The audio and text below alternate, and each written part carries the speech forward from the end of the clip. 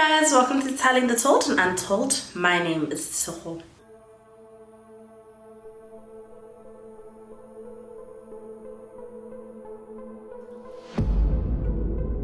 Before we go straight into today's case, I do have a content warning for you guys. In this video, we do talk about sexual assault. So if that's not something you think you're interested in watching, then this video probably isn't for you. So maybe you can watch some of my other videos or just wait for my next upload. Also, a lot of the victims' names have not been released and most of them are referred to by their initials. So because of that, I will tell you their initials and there afterwards I'll just give them a name so it makes the story easier to follow.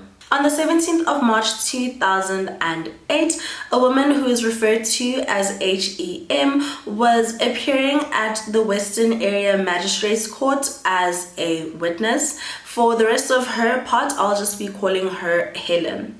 Helen, along with her friend Betty, were witnesses in a fraud case, and after they were done appearing in court that day, they then got onto a train and they were making their way home. Whilst they were on the train, they saw one of the accused men and they even spoke to him for a little bit, and afterwards Helen asked him for 20 rand and he gave her this 20 rand. All of a sudden, Helen then told Betty that she wasn't going to take the train all the way home to Soweto, but instead she was going to get off at the Waterworks station because she wanted to do some shopping in Lenasia. Betty told her that they could just go home and she could try go shopping another day, but Helen was pretty adamant that she was going to get off at the Waterworks station and go shopping in Lenasia. The train then stopped and Helen got off the train, and right behind her was one of the accused, the one who had given her the 20 rand. Betty would never see her friend again, and 2 years later in 2010, an unidentified body was found and it was confirmed to be Helen through DNA. Betty never forgot about the last day that she saw Helen on the train, as well as the accused who followed after her. This man was Jack Mogale. Jack Madumeza Mogale was born in April 1967 and he attended high school right up until grade 12, but apparently he didn't complete the grade. However, some sources do say that he left school in grade 10, but either way, it's safe to assume that Jack Mogale did not finish school and he left either in grade 10 or in his grade 12 year. His family described him as a really good man, and there's not much known about him. What we do know is that at the time of this case, he did have 2 children who were both under the age of 10. And after he left school, within about 3 years, Jack Mogale started his criminal career. On the 21st of September 1988, Jack Mogale was found guilty of sexual assault and sentenced to 7 years in jail in Limpopo, and we don't know how much of his sentence he served, but in 1995 he was arrested for 2 counts of housebreaking. He was found guilty and sentenced to 3 months for each charge.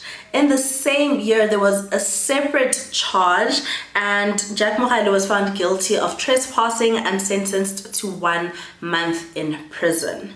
By 1996, once again, Jack Mogale was found guilty of sexual assault and he was sentenced to 10 years imprisonment.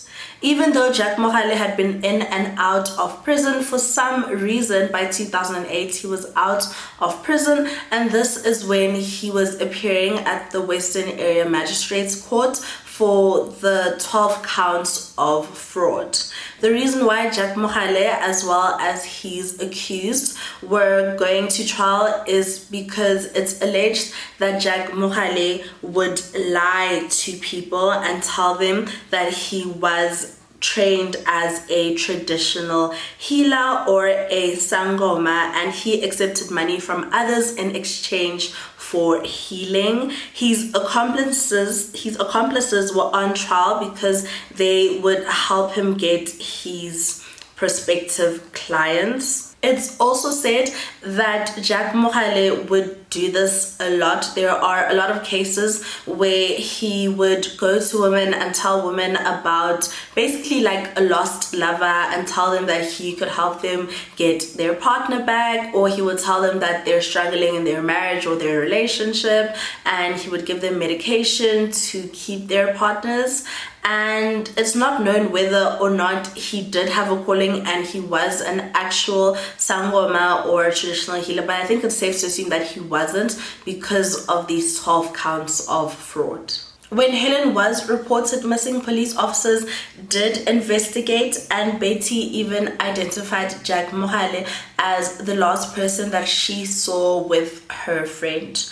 Police officers thought that maybe Jack Mogale had kidnapped Helen so that she wouldn't be able to testify against him during his trial. Jack Mogale said that he didn't do anything to Helen, and the last time that he saw her was when he also got off at the waterworks station. However, he went in a different direction. Police officers did decide to search his home as well as his girlfriend's car, which was a cream-colored VW Golf, but they weren't able to find any evidence. We will probably never know if Helen was Jack Mogale's first victim or not, but what we do know is that she was not his last. Many of the murders cannot be allocated an exact date, and that is because by the time their bodies were found, they had already been decomposing, and an exact date of death could not be determined. In September 2008, Jack Mogale lured an unidentified woman to a field in Lenasia. He held her against her will and he sexually assaulted her, then strangled her to death. A month later, he lured another woman who is known by her initials as DEM, and she had just left work.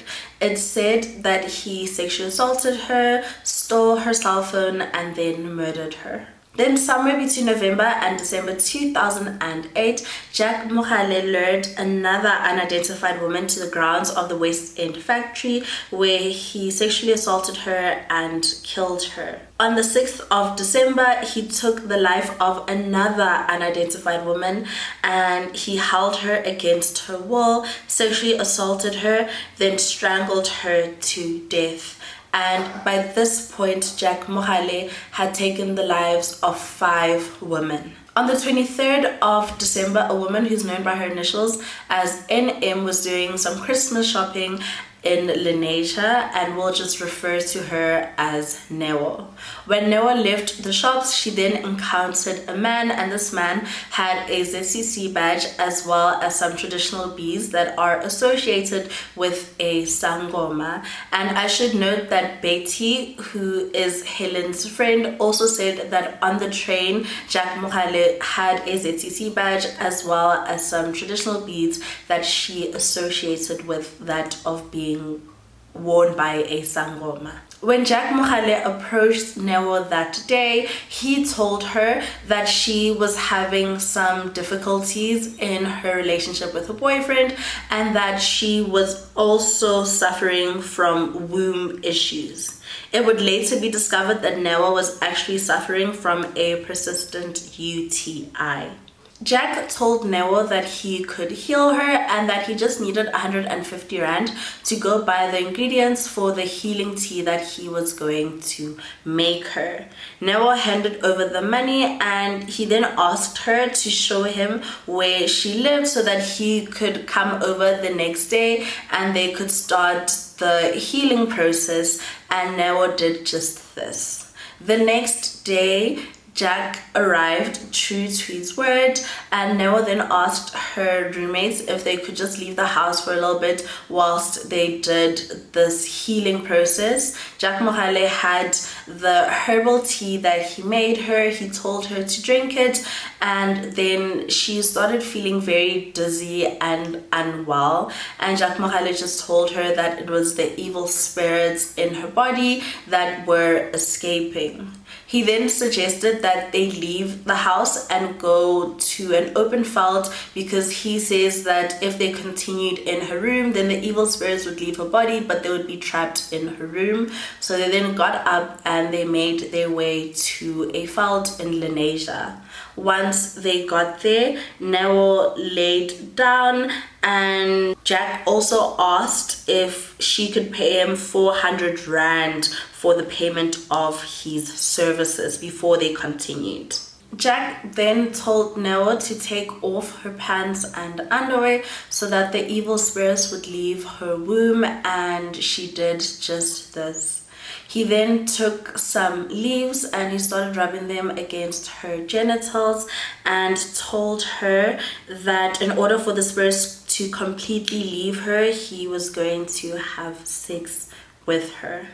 At this point, from whatever Neo had been drugged with, she agreed, and she was also drifting in and out of consciousness. She remembers that throughout the ordeal, she just kept praying out loud because she just knew that there was something wrong with what was happening and with what Jack was doing to her. After Jack Mogale finished, he left Neo in the field to find her own way home. And when she arrived back home, her roommates immediately realized that there was something wrong with her, and they called her family to take her to a hospital. The next day, Neo's sister arrived at the house and then took her to a hospital in Polokwane, and this is when she told them what had happened to her. Police were called and a case was opened against this traditional healer who had sexually assaulted Neo. Between December 2008 and January 2009, Jack Mogale sexually assaulted and murdered another unidentified woman. Then on the 19th of January, a woman who's known by her initials as ST, who we will be referring to as Setu, was working at a shopping mall along with her colleague, and they were just handing out pamphlets for a doctor who was in the same center. Then they were on their lunch break and Setu went up to her colleague with this random man, and she told her colleague that this man had a bishop that he knew that could heal Setu of her illnesses. She then told her colleague that she would be back at around 2 p.m. and she left with this random man. And when she left behind her phone as well as her bag. 2 p.m. came and left, and Setu never came back to work, and her colleague was just feeling a bit weird about it. A couple of hours had passed and she was walking around the center when she saw this random man that Setu had been walking with that told her about this bishop. So she went up to this man and she asked him where Setu was, and he told her that he didn't know where Setu was, that he had just taken her to the car where the bishop was in, and the car had driven off, and that's the last time that he had seen Setu. Her colleague was so worried and she just knew that Setu was not coming back, and this is when she decided to call Setu's husband and tell her about everything that had happened that day. Setu would eventually be found near the West End factory, and she had been sexually assaulted and murdered. Just 2 days later, the West End serial killer struck again. On the 22nd of January, Jack Mogale approached a sex worker at the Caltex garage near the Waterworks station. The woman, who's known as NN, who we'll call Norma, was working with a friend. Norma's friend would later say that a man in a cream-colored Golf had approached her friend and said that he'd like to take her home for some business. At first, Norma was not interested, but the two of them spoke for a few minutes and then Norma decided to leave with him.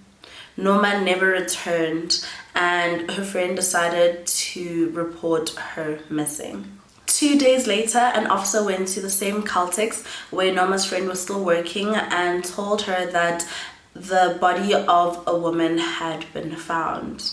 He then described what the woman was wearing, and Noma's friend just knew that it was Noma, and this would later be confirmed through a physical identification. About 2 months later, Noma's friend was working at the Caltex when she saw this cream-colored Golf, and it was the same cream-colored Golf that she knew Noma was last seen in with this random man. But she did not go up to the car, and the car wasn't there long enough for her to try and call the police, so she just managed to memorize the number plates. About 2 years after Noma's murder, a warrant officer went to go see her friend, and he was just looking into Noma's case.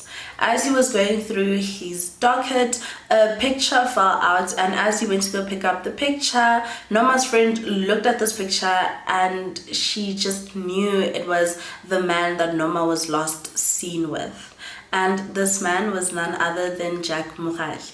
After Jack had killed Noma and police were still investigating her murder, he would go on to kill 4 more women and a child. In that same January, 2 women were found within days of each other, and the child was found shortly afterwards. All 3 would remain unidentified. Then on the 27th of January, a woman known as ANW, who we will call Amo, disappeared. She was lured from her home in Tshego to Lenasia, and she would later be found strangled, and she had been sexually assaulted. Amo's uncle said that he remembers that there was a man lurking around their house in the days before Amo's disappearance, and he remembered noticing this man and just thinking that this man was really strange. And he also noticed that this man had a ZCC badge. As he was looking at this man suddenly just disappeared, and Amo's uncle ran after him, and he saw him just climbing over a wall, and it seems as though he noticed Amo's uncle watching him, so he decided to run away. Amo's uncle would later identify this man as Jack Mogale. Then on the 29th of January, Jack Mogale sexually assaulted and murdered another unidentified woman. She survived the initial attack and was found by passerbys. She was immediately taken to the hospital, but unfortunately a month later she died from her injuries, and she also never regained consciousness. In January 2009, Jack Mogale killed 8 people. And after this, he went quiet for about 3 to 4 weeks until the 22nd of February, when a woman known as DCG was on her way to Carltonville for a funeral, and somehow Jack led her into a field near the West End factory where he sexually assaulted and killed her. Her body would be found a week later. Then between that same month and March, Jack sexually assaulted and murdered another woman referred to as UES, and also during the same time he sexually assaulted and murdered another unidentified woman. On the 13th of March, Mary had just finished some grocery shopping with her 2 young children who were aged 2 and 3 when she bumped into Jack Mogale.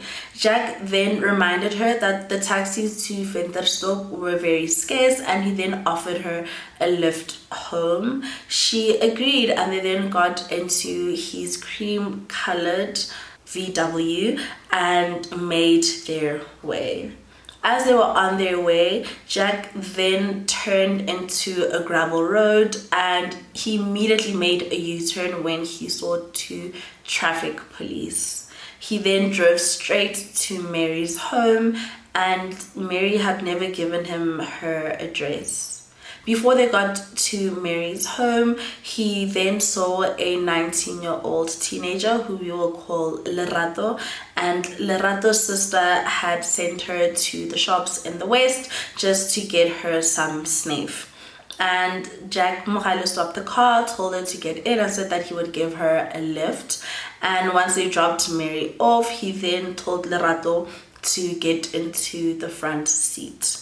Mary remembers just feeling very off about the whole situation, so she then memorized the license plates.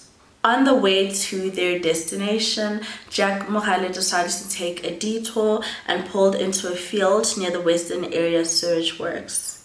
He then pulled Lerato out of the car and assaulted her with a brick until she lost consciousness.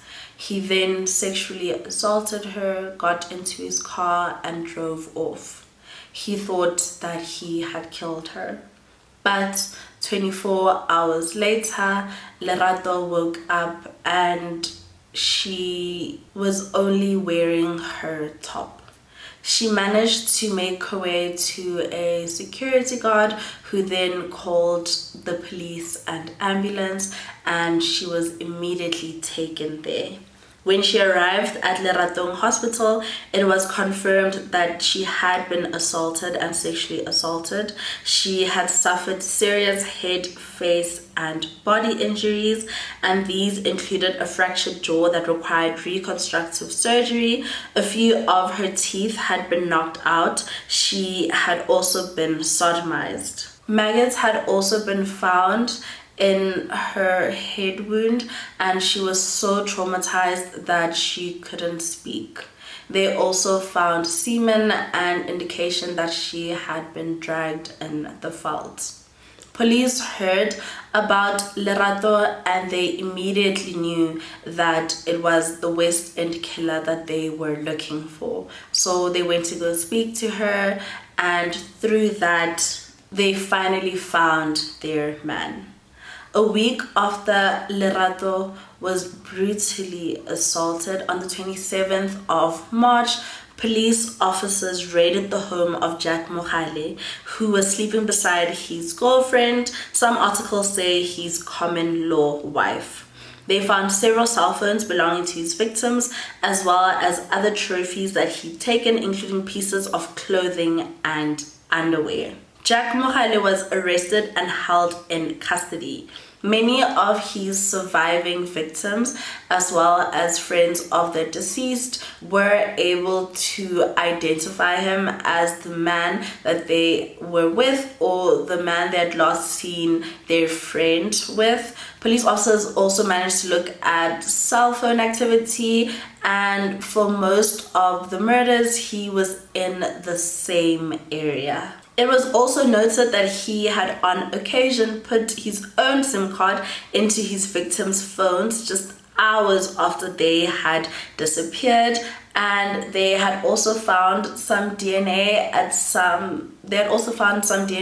some of the victims, and it was a match to Jack Mogale. Jack would later claim that the police were setting him up, and that when they raided his home on the 27th of March, they had taken a used condom and used that DNA as a way to, plant DNA and make it look like he was guilty. Also, whilst he was held in custody, you could see that he just had some really strong feelings against female officers, and he would act strangely around them. He tried to urinate on one of the female officers, and he said to another female officer, "One day I'll be out of custody and you'll be the first person I'll rape and murder." Jack Mogale was denied bail and held in custody, and during this time he was also still facing the fraud charges that had originally put him in the path of his first victim, Helen. He would be found guilty and convicted of those 12 charges and sentenced to prison, and police officers used this time to better their case against him as the West End killer. The reason why he was also known as the West End killer is because he would dump his victims by the cement and brick company in the Western area. There was also a time when Jack Mogale was in the holding cells and he impersonated another offender, and after this he disappeared. He was on the run, the courthouse was locked down, and they eventually found him just hiding behind a toilet. Pete Belafelt was also called in to interview Jack Mogale, and if you don't know who Pete Belafelt is, you should go watch my other videos because we've spoken about him a lot. What a great man he was. Yes. Anyways, Pete Belafelt was called in to try and get a confession, and allegedly Jack Mogale said to him, I want you to help me because when I'm with a woman, I lose control and I don't know what I'm doing. I kill all of them if they don't give me what I want. Jack Mogale would later deny saying this, and throughout his trial he would say that he was innocent. According to him, he was never in the places where his cell phone activity says he was in. He says either it's wrong or someone else had it. He also said that he never drove the cream colored VW that his girlfriend owned, even though his girlfriend testified that he drove it all the time. He would also say that his girlfriend was conspiring against him. Jack Mogale went as far as to tell the judge, who was looking straight at him, that the witnesses who said they saw a man with scars on his face were lying. And the judge asked him, like, how is that possible? Because I'm looking at you and you have scars on your face. And Jack Mogale denied this. Eventually, Jack Mogale was found guilty of 52 charges, 19 of rape, 16 of murder, 9 of kidnapping, and 1 attempted murder. Then on the 17th of March 2011, Jack Mogale was sentenced to 16 life sentences, all of which will run concurrently, and he will not be considered for parole until 2034. I should also note that's 9 years, but the judge also put a note that when he is considered for parole, that they shouldn't consider it, and that he's basically just a danger to society and should die in prison.